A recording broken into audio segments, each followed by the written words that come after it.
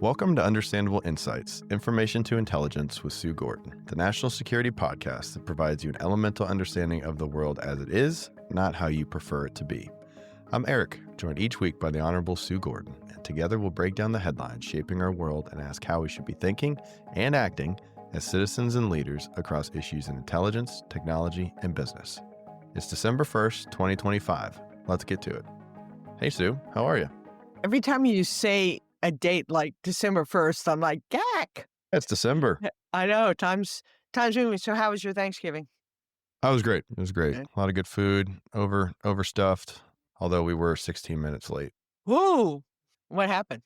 I got to take full responsibility. It was poor prompt engineering, I guess. No, I'll tell you, we threw a couple dishes on at the last minute, realized we didn't have enough sides. And so we went to the Chop Kitchen, opened our baskets, and threw together a sweet potato dish and a couple other things that adjusted the timeline a bit. But it was fun. It was a good time. I'm the most upset about it, so that's good. I'm judging you, especially because I brought up your brilliance with ChatGPT in terms of meal planning, and that last year's Thanksgiving was the only time I'd ever seen Thanksgiving meal on time and everything hot. 16 minutes late isn't bad. For everyone else in the entire universe, 16 minutes late is the same as on time. Yeah, I'm going to train to plus or minus 30 seconds. Some old habits will never die. Yeah, that's awesome. Also, big sports weekend. I watched a lot of sports. I love this time of year. The Texas A&M game that was occurring right outside my window, however, I was not in the stadium, was just an awesome game. If you like rivalries and a good game where the outcome is uncertain the whole game, this was certainly one of those. I'm happy that Texas won, but mostly I just love the good game.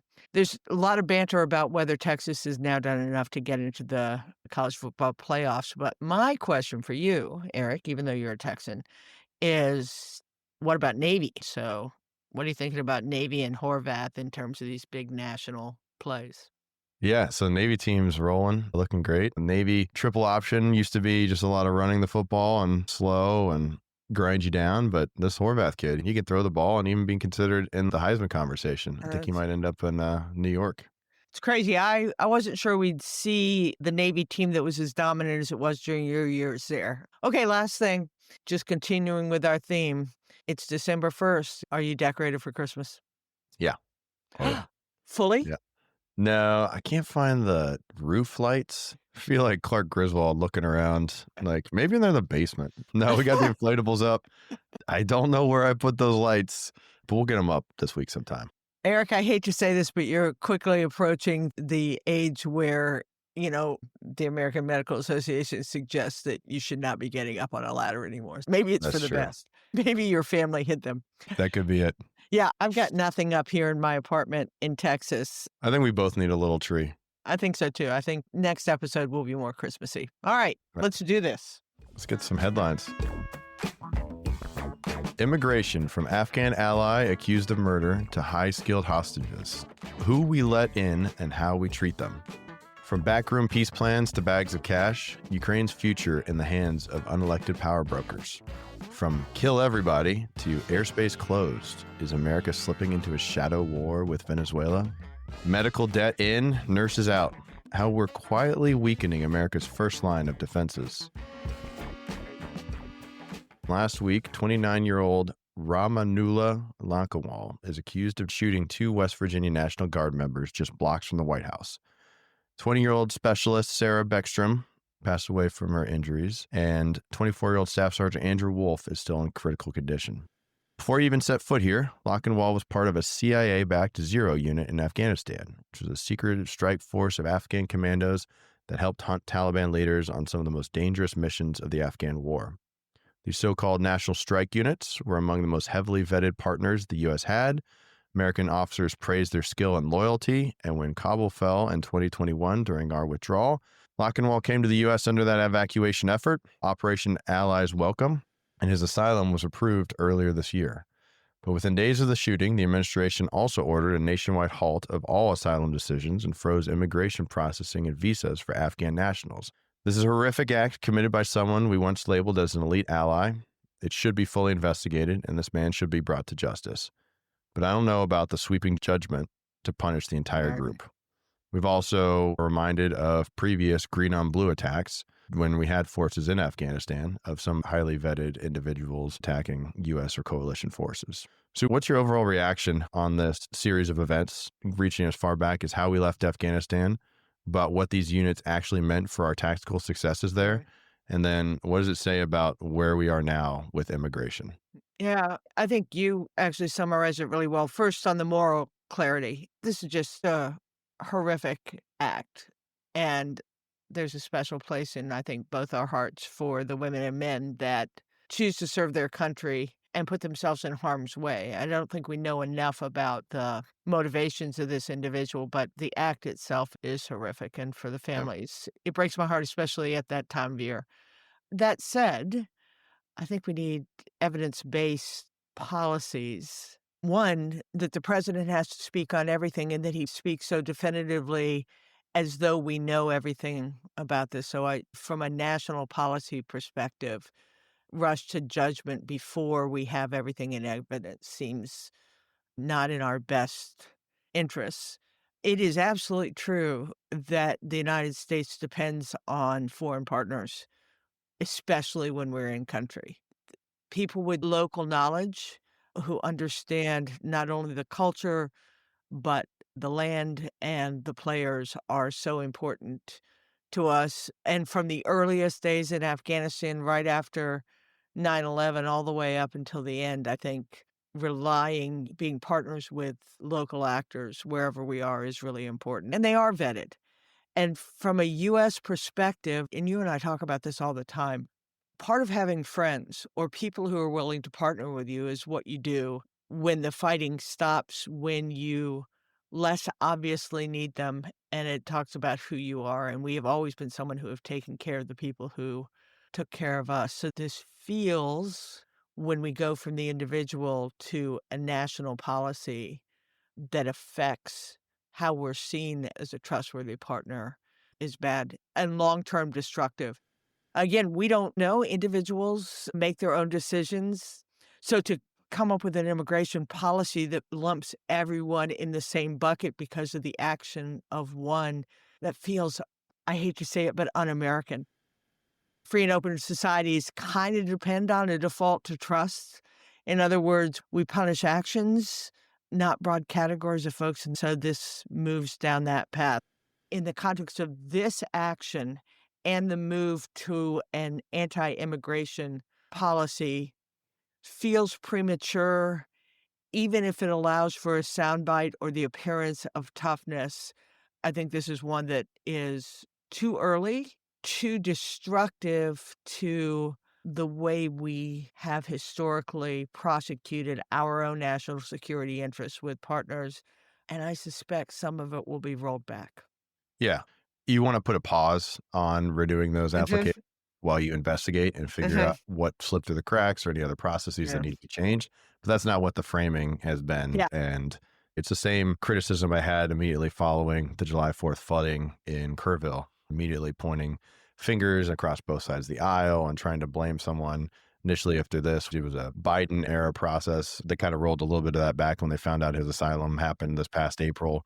But let's take a pause on that. Let's investigate what's going on. And I think it's a little specious to just say that no vetting was done or it was badly done. And I think it goes along with one of the things I find most objectionable about how the conversations start with this administration, which is to need to undermine that which has been done before as though everything before was dumb. And more relevantly, let's not forget the previous Trump administration was significantly involved in Afghan policy that led up to the way that we left. And I hated the way we Right. left. I hated it, and I can't even imagine what it felt like to be a member of the military who had served for 20 years to have us walk out that way.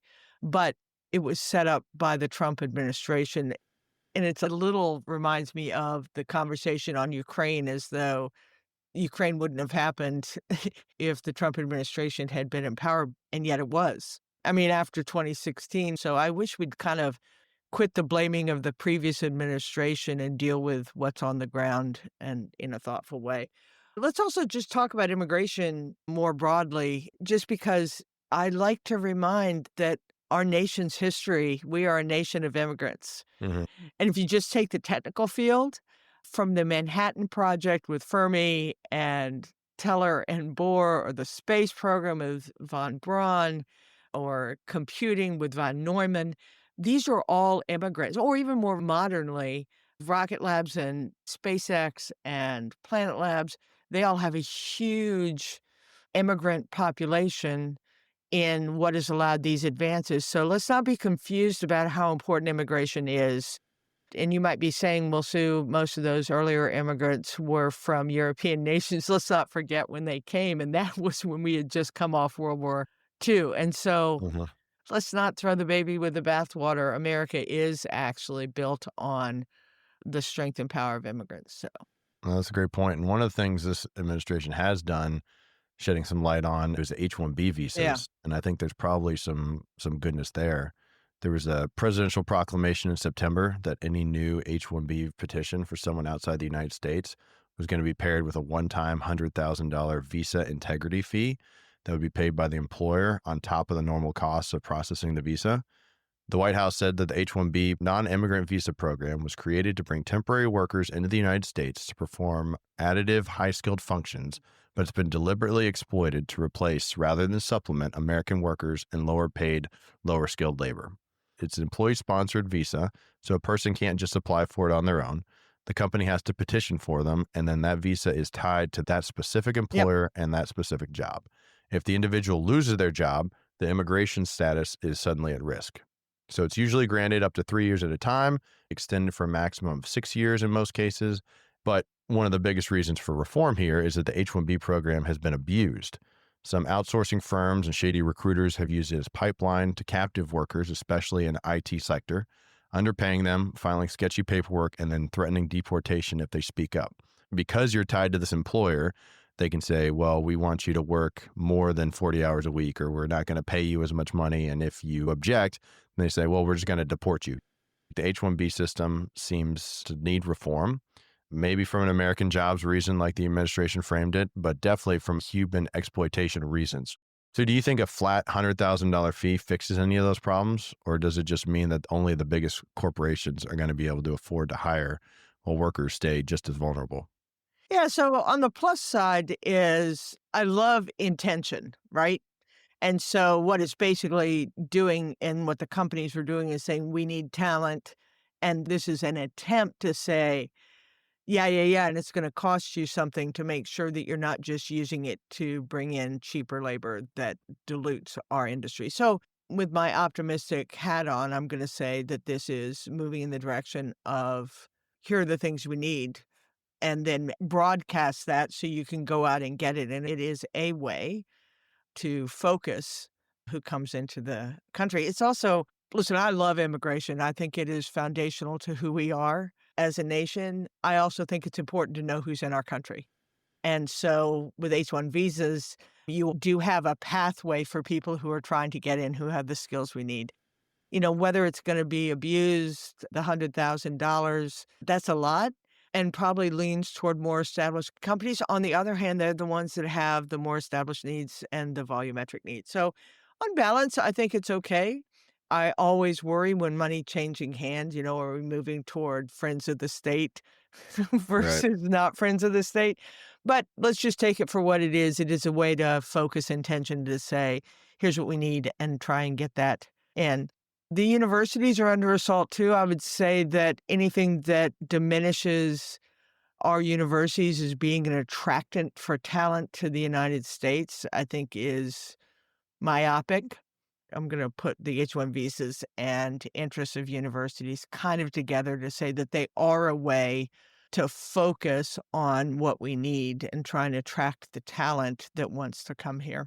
But both of them can be both abused, and if we don't couple them with good paths to citizenship for those that want to stay, I think they are doing only half the job. Yeah, I think you're exactly right. I think the 100 helps. I think it makes you more serious about it. Also, a bit of a drop in the bucket, right? Yeah. Meta was offering hundreds of millions of dollars in pay packages to some of these AI engineers to come over. So, what's a $100,000 fee on one employee?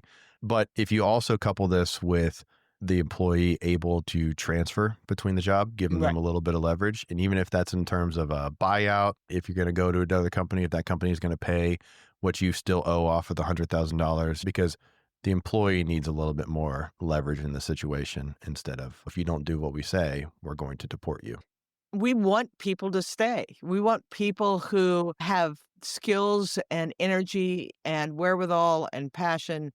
We wanna have them have the ability to stay. We're not just bringing people in to serve a company and then just disappear in the same way that I don't want people to just come to university, enjoy it, and then have an immigration policy that forces them to leave. So this idea of a nation of immigrants coupled with making sure that our interests are well represented without creating the indentured servitude Mhm. bad outcome, I think is a good plan for us, or at least it's a good start. Immigration policy is going to continue to be something that we wrestle with as a nation, and I think ought to be a platform for any future candidate.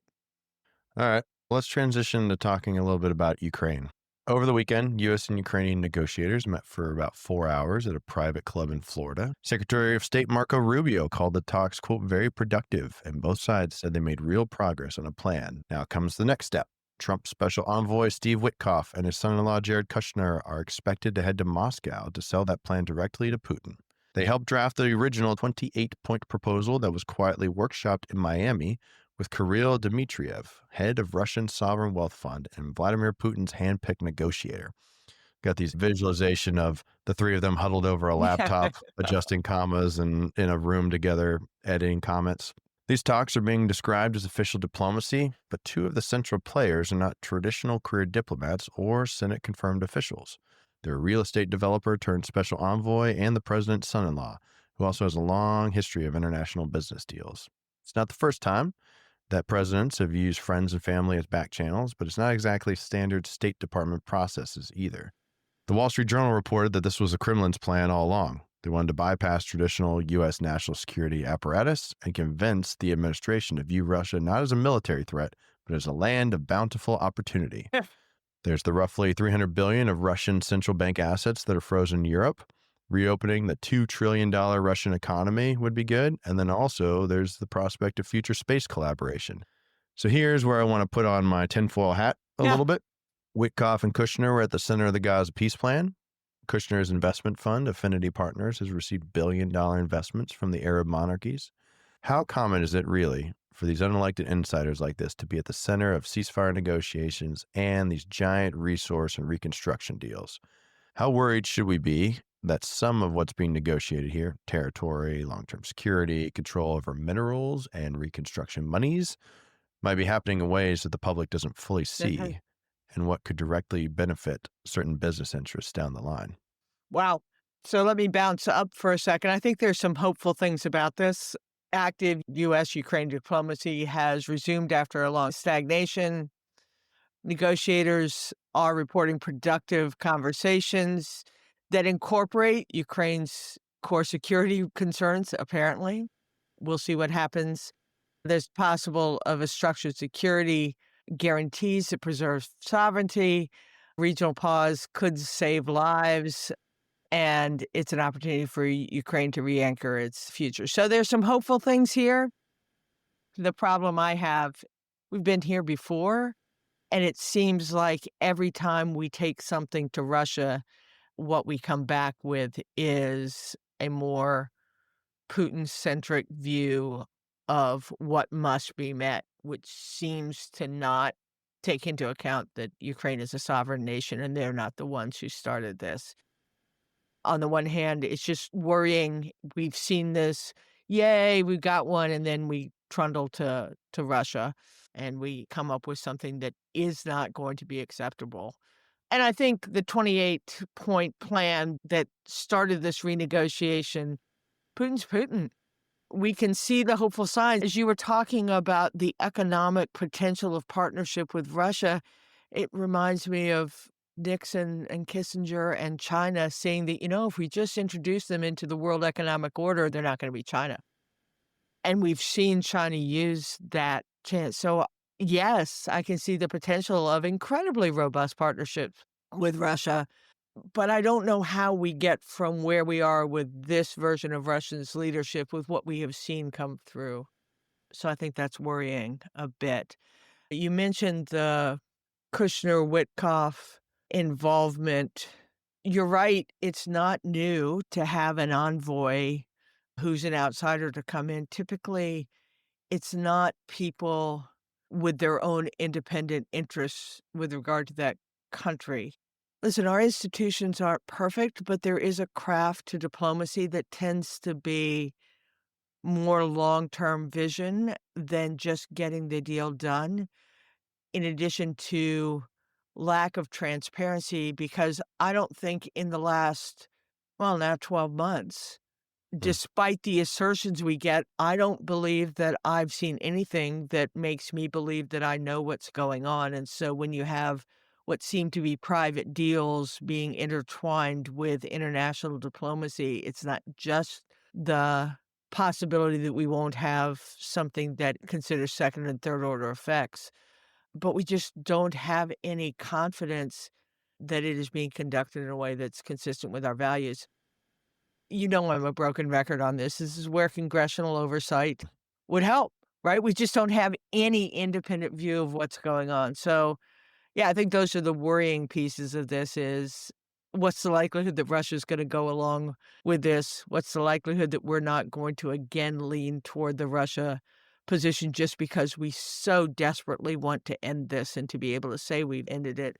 And where's the transparency to make sure that the outside participants are advancing national interests in a way that doesn't cross over into personal gain. I think we've got things to watch in the next 30 to 60 days, Mhm. not just the response to the proposal. Is there some sign that Congress might get back to doing its job?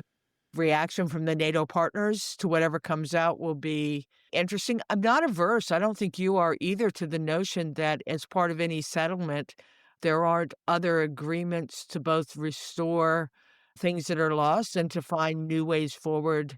Again, I feel like I'm talking about World War II a lot, but there were a lot of pieces of the settlement there that said, "Here's how we're gonna co-develop." So on the surface, there's nothing wrong. It's just, ugh, I feel squidgy about it just because nothing seems other than a top line statement that we're expected to trust. In other words, lots of telling, not much showing. I'm optimistic. I kinda like them as the old Yep. 1-2 punch. I got Yep. them meeting together on 60 Yep. Minutes a couple weeks ago, discussing the Gaza peace plan, and they're up early, communicating much like we do. Also, 28-point plan, you gotta start somewhere, right? It's not gonna be the final, but I think important point to note of how Russia is enticing with these economic opportunities, right? Mhm. And the fact of sending the manager of their sovereign wealth fund and another economic guy. Finally, it comes down to players, like you said last week. You can have the best plans in the world, but if the two parties aren't going to agree to it, this could be a great deal for the United States. But if they're not going to agree to it, then what are we doing? Yeah, exactly. Ukraine needs peace. No doubt that they need peace. And the coming weeks is going to tell whether we're on a path to achieving that in a way that's not only sustainable for the region, but also for US policy. And again, I don't mind disrupting the traditional bureaucracy, but we do have institutions that tend to provide stability year over year. And so getting those things completely dissociated is worrisome, even as all our processes need new refreshing. I will also say that Russia's not dumb.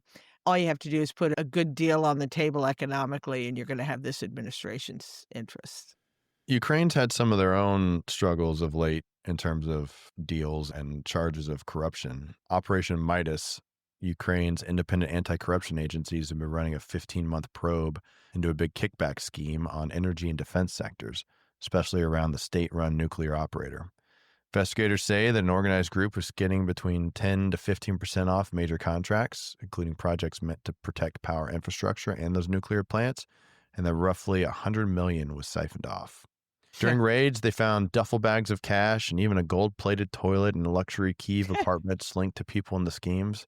Images that absolutely enraged the population who's living through these rolling blackouts and air raids. Alleged ringleader Timur Mindich, longtime associated and former business partner of President Zelensky, he's accused of running the laundry room for these illicit funds, and he reportedly fled abroad. And then the scandal forced the removal and resignation of two top officials, the justice minister and the energy minister. On top of that, last Friday, Andriy Yermak, Zelensky's immensely powerful chief of staff and lead negotiator in some of the peace talks, resigned after his home was raided as part of the Operation Midas investigation. When we look at a story like this in the U.S., bags of cash, ministers taking kickbacks, our instinct is that this is outrageous, right? How can we keep sending money and helping Ukraine when we've got this corruption? We also tend to judge the rest of the world through a very American lens. We assume our version of good governance and our values are the way everyone else should act. Everything from U.S.-style democracy in Iraq to some of the institutions that we tried to set up in Afghanistan, and they don't necessarily translate as well into other cultures. A lot of countries, some level of bribery and informal payments has been baked into the system for decades. Sue, how do you evaluate what's happening in Ukraine, and what's your response to some of the corruption, both allegations and what looks to be pretty concrete? So first I'll start with U.S. interests.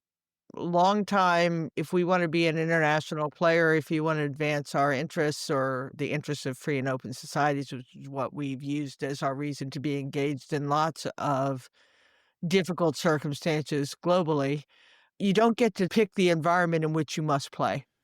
So the Mhm. idea that we must periodically play with people that are not like us, whether that is in the structure of their governments or don't have the same values because culturally they have different values. I think that's just a reality. So we just need to wrap our head around to insist that. And we try to.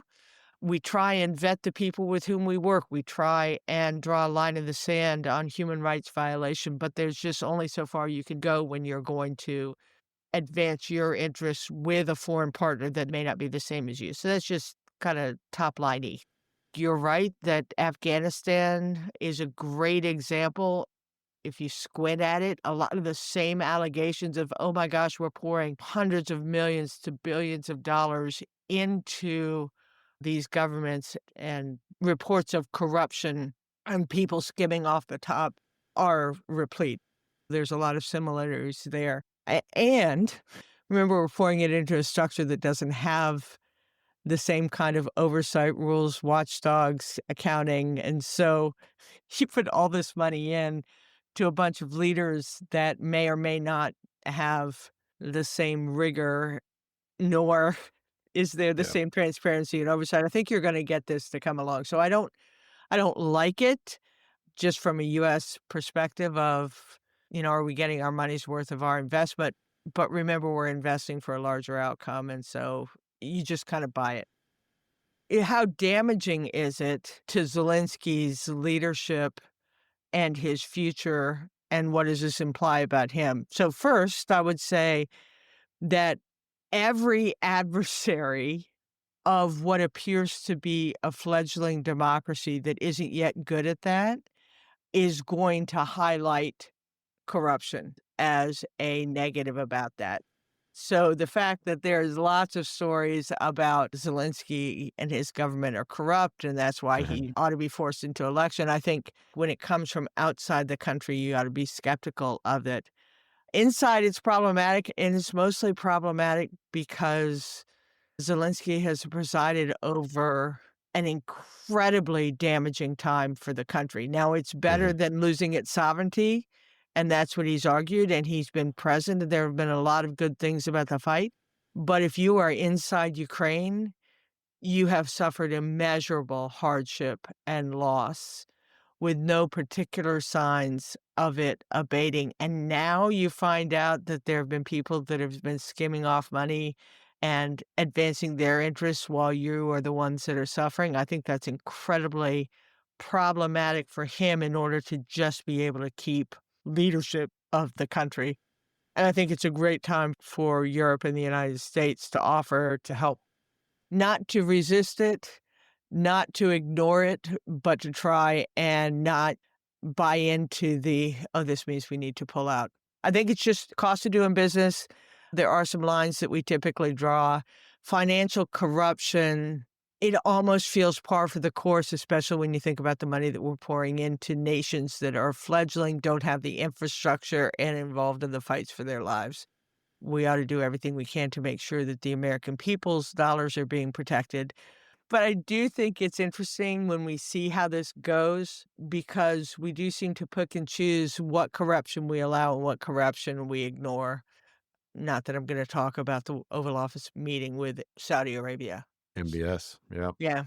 The good news is they have these watchdog groups and they are doing Yeah. the Yeah. investigation. And I think this is a very bad PR nightmare for Zelensky, right? Like you said, the people sitting in darkness, and meanwhile, your leaders of the energy ministry is taking money off the top and profiting from this. The point about the elections, we've talked about this before, it is in their constitution that during wartime they're not going to stand elections. But I imagine there is going to be growing Discontent. because Zelensky and his team tried to pause some of the watchdog stuff and tried to pause some of the corruption investigation. And there were protests in Ukraine from the citizens, and they said, we need to do these investigations. And they ended up resulting in these folks resigning. I think it's also important to remember that, we've come a long way as a country as well from the era of patronage and how prevalent that was in the late 19th Yeah. century compared to establishing of the civil service exam and things like that. Yeah, I love that. And for anyone who's looking for something to binge watch, this isn't a long one, but Death by Lightning on Netflix, talking about the administration of James Garfield. He and his successor really were the bridge away from patronage.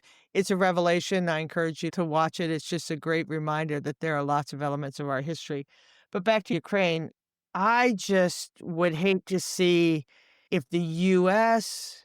overreacts to this. Listen, I think we ought to help Zelensky fight corruption and do everything we can to help it and support those investigations. I hope it doesn't turn into something that causes us to walk away from their cause because, again, to me, U.S. interest is advanced when free and open societies succeed.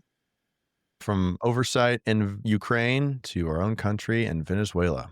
We talked before about the strikes on suspected drug vessels in the Caribbean and Eastern Pacific, 21 strikes and counting. According to detailed reporting based on internal Pentagon accounts, Defense Secretary Pete Hegseth allegedly ordered a second strike on a disabled boat to kill the survivors after an initial hit, at one point telling subordinates to, quote, kill everybody. He denies giving that order, but senior lawmakers in both parties say that if the reports are accurate, it's a textbook war crime case. You're not allowed to deliberately target people who are hors de combat. That's a French term meaning out of combat. Hors of combat is a different show. We're Yeah, going to talk about hors de combat here. nice. Bipartisan committees in both the House and Senate are launching investigations into these operations. Lawmakers are suddenly using the same phrase, quote, vigorous oversight. Giddy up. Meanwhile, over the weekend, President Trump said the airspace above and surrounding Venezuela should be considered closed in its entirety. Venezuela government is calling this a colonial threat and a violation of their sovereignty. What do you think, Sue? Yeah, we've been pretty clear. I think the two of us agree on just not liking, at the very least, the way we are prosecuting whatever it is that we're doing against Venezuela, even recognizing that the Maduro regime is problematic, that narcotics trafficking is bad. Neither one of us has thought that the way it's being prosecuted is consistent with our policy, our statute, and our Yeah. values. And so I think this is, if true, I think it's horrific. Although the other stuff was pretty bad too. And again, you're not talking on a battlefield where you can't leave survivors with guns who are going to go and do this. This just feels wrong. I like that Congress has found a little bit of a voice in terms of doing its job. If you take a historical view on this is typically what happens when the U.S. national security community gets overzealous in the way it decides it's going to prosecute an interest, and then something happens that is both public and inconsistent with Mhm. what appears to be our values, and Congress investigates, and usually change happens. And it's not that those investigations are devoid of politics. Politics always comes with a point of view. But if you think about it, whether it is what we did right after 9/11 in terms of the Patriot Act or enhanced interrogation or Iran-Contra or Guatemala, there's just lots of examples when things came to light congressional investigation, and then there's reshaping of what the US does on those things. So, given how little we've known or understood or liked about what we're doing in Venezuela, I don't mind something that causes Congress to get into its oversight role. As far as the president suggesting the airspace is closed, again, it reeks of overreach. And on what basis and with what predicate? We need more national conversations so that we understand these things because these actions do put American lives at risk, and it does demand understanding. In light of our conversation on both Ukraine and then kind of rippling back to Gaza, there really is interesting conversation to be had about what is the real interest, and is it a resource-based interest? Is it about oil, and will we see the next step being some set of deals that would say Maduro steps down and we get some economic gain or opportunity because of that? If I'm watching Venezuela, that's one of the things that I think will be interesting to see if it manifests. I suspect it's a part of our interest, is what is the resource possibility. Venezuela is a pretty rich, oil-rich nation. Oh, yeah. We talked about that from the jump Yeah. of we thought that the regime change might be the driving force. But like we talked about with Iran back over the summer, you break it, you buy it, right? Yep. And it's not as simple as close the airspace, do some targeted strikes, drop some leaflets, and the people will come running. Now, you do have the reigning Nobel Peace Prize laureate, presumably in the offing, and arguably the duly elected administration that can fill in if there is regime change. But before I put my tinfoil hat down entirely for the day, I wonder that in the pardon of the former Honduras president over the weekend, President Hernandez, if this isn't a precedent example for Maduro. I don't think I could predict who's gonna be pardoned and who's not. One, I agree with you that if the long-term play is regime change, then the fact that the presumed leader in exile has made it clear that she's an ally of President Trump, I think does give you a transition plan and does lessen a little bit your you break it, you buy it. So put that aside. Can I just say, however, my biggest problem is the intellectual inconsistency of arguing that what we're doing in Venezuela is counter narcotics, and you're gonna take a convicted trafficker, and not just a presumed one. US convicted him, tried him, Mhm. presented evidence, and convicted him, and now you're gonna pardon him? Oh my god. Listen, I hate when the government is slow and pedantic and not responsive to national needs, but I might hate it more when you can't count on understanding what the government's actions are doing and seeing some sort of intellectual integrity with the things we're doing. The pardoning of the Honduran president at the moment that we're doing these actions in Venezuela is just like, what are we doing? And how are we supposed to have any confidence in our government and its actions on behalf of the American people, using the American people's resources and putting American lives at stake when we do Mhm. this kind of Looney Tunes stuff? That's a Yep, technical term, Looney Tunes. that's right. I'm not a fan of anything we're doing in Venezuela right now that I can see. I'm not a fan. Yeah, we'll certainly keep an eye on it because I think there's things developing as we speak. But we'll transition over to the health and education as part of our security infrastructure. And charities so far this year that help people pay medical bills are sounding an alarm.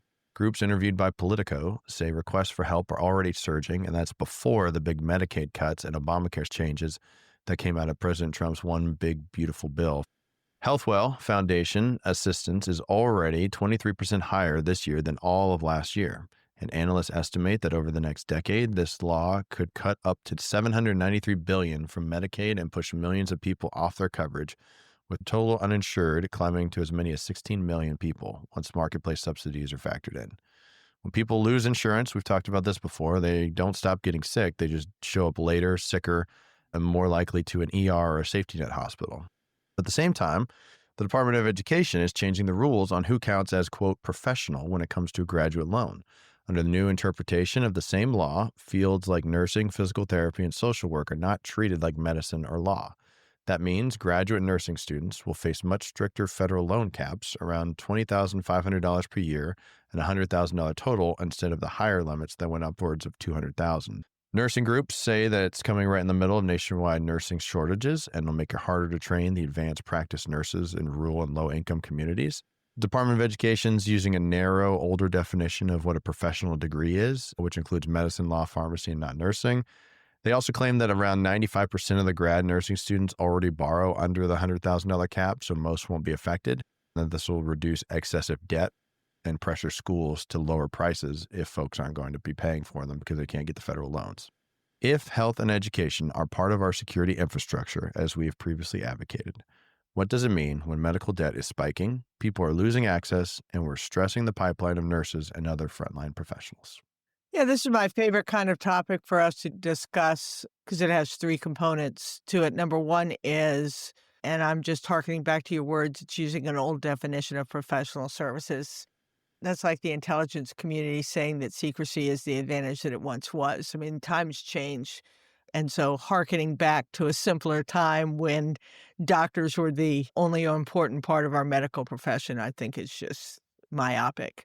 The second thing is this really is a national security issue. We've talked about it. I think talent is our biggest supply chain issue and the resilience of our population. And so even though it doesn't do anything ostensibly to the profession itself, it does do a lot to incentivizing people to pursue what we know are really necessary, critical, frontline, primary care kinds of professions that you need the specialty care, but boy, you need numbers and the ones that are doing the frontline work. I've experienced it over the last year. Thank goodness for my doctors. Oh my gosh. And for the researchers that are providing the foundation. But there are other days when it's all those professions that you mentioned that are ones that make a difference. I have a sister who's a speech pathologist. What she does for families and kids and anything that disincentivizes people going into those professions, I think, is part of our national security. You won't see it immediately because people tend to find a way to get into the profession, and all you're affecting is their ability to be able to pay for education. But over the long haul, people are going to make different choices, and we're going to take an already limited Yeah. supply chain and make it worse. And then just local impact. We are a nation that is plagued by healthcare inequities. The difference between what the most wealthy of us can get and what the average bear can get in this nation is breathtaking. This exacerbates that situation, and with those health disparities, we are much less resilient, and the effect is local, it's locally felt. I get it. These are all financial decisions. What are the taxpayer dollars gonna be used to support? But boy, I'd love to see a better assessment of why this is gonna yield the outcome the nation wants versus satisfying some arbitrary financial bogey based on an old definition of what a professional service is. It's a hard enough profession and a hard Right, enough job as it is. We don't need to add or right, bring back additional barriers for people to advance their degree or their education. And maybe that's an incentive for them to stay in the field a little bit longer. Talk a right. lot about medical professionals facing burnout and how you mitigate that across industries. I think we've talked about before that we've made access to student debt way too easy. This is very different, though. This is not an early impressionist art degree that Yeah, you spent $200,000 on, and then you're stuck in debt paying the rest of your life for a job that you're not going to use it. This is a functional, practical, almost reminds me of the trades, right? These are services that are in high demand and professions that we need people there. We need to incentivize as best we can. Do I think education and student loans need to be reformed? Absolutely. But this is not the avenue. It's just another example of they took a plan and then they slapped it in the wrong place. And right, this is right, not the thing that needs to be reformed, education right. department. Based on an old view of what was important, and I'm citing your tinfoil hats, you can put a tinfoil hat on anything. I can also make everything, everything, and I think this is different in the same one that H-1B visas are, and that is anything that expresses national intent and putting resources behind that in order to achieve an outcome is definitionally, to me, a good thing. And so these are professions we know we need, Yeah. increasingly need when the high cost of healthcare writ large is problematic. To have ways to get to primary care and health education and health services before you have a crisis and need that specialty is really important. So come on. Come on, teammates. Look at what our national intent is and then develop policies against it that are financially sound, because I agree the student loan program that we have right now is not the one that is going to be sustainable for either the individuals or the country. But come on, focus on outcome, team. Focus on outcome. That's right. What else are you watching?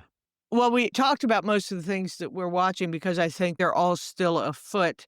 Probably the number one thing I'm watching is when we made the budget deal to reopen the government, didn't they talk about having a meaningful conversation with 30 days on healthcare, Medicare, ACAs, that's right. ACA? Have you heard anything on that? And don't talk No. about the president's musings about we ought to give money back to citizens. That isn't a real proposal. So where is that?